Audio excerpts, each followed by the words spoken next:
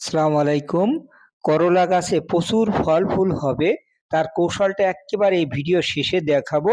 আপনারা না টেনে ভিডিওটি দেখবেন এবং করলা গাছের কৌশলটা জেনে নিবেন। আমি এক জানাবো আপনাদেরকে, হ্যাঁ? জানাবো এবং সেটা দেখে নেবেন। দেখুন করলা কত সুন্দর হয়েছে। ধন্যবাদ। হয়েছে মাশাআল্লাহ, অসংখ্য ফুল এবং ৩ টা গাছ। দেখুন এই যে করলা গাছের গ্রোথ, এবং এই দেখুন এই যে কত সুন্দর সুন্দর করলা হয়েছে, এবং এই দেখুন এখানে অনেকগুলো আছে।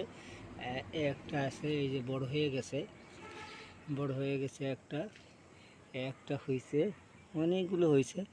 তা দেখ এই যেভাবেই আমি শিকড় প্রযুক্তিতে রোপণ করেছি, আসলে বেড সিস্টেম। অনেকে বলেন যে শিকড় প্রযুক্তি একটা নতুন প্রযুক্তি নয়, এটা অনেক পুরাতন।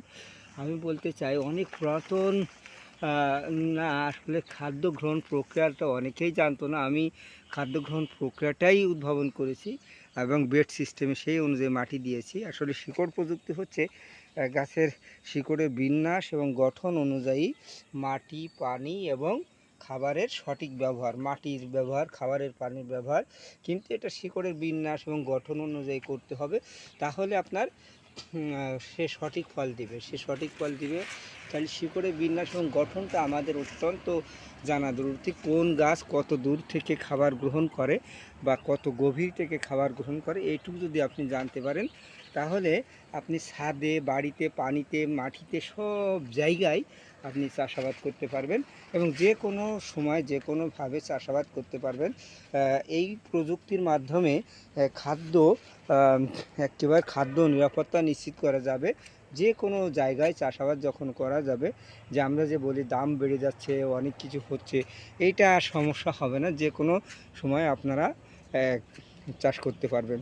তা আমার সাথে থাকুন। আসলে আমি এই যে শিকড় প্রযুক্তির ছাদ কৃষি, এটা গবেষণা করতেছি। তা আবার এই যে ড্রিপ ইরিগেশন সিস্টেমটা ইনস্টল করেছি।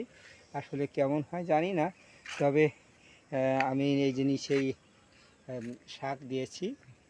আসলে এই দেখুন কত সুন্দর হয়ে যাচ্ছে। যাই হোক, এভাবে লাউ উঠছে উপরে, আর নিচে হচ্ছে লাল শাক খেয়েছি। লাল শাকের পরে পালং শাক দিয়েছি। অর্থাৎ ক্ষেত কখনো খালি থাকছে না এবং সব সময় আমার ক্ষেতটা সুন্দর থাকছে। প্রচুর ফল ফুলের জন্য আপনারা প্রতি গাছের নিচেই 2 চা চামচ টিএসপি, 2 চা চামচ এমওপি দিবেন এবং বোরন স্প্রে করে দিবেন, তাহলে প্রচুর ফুল ফল হবে। ধন্যবাদ।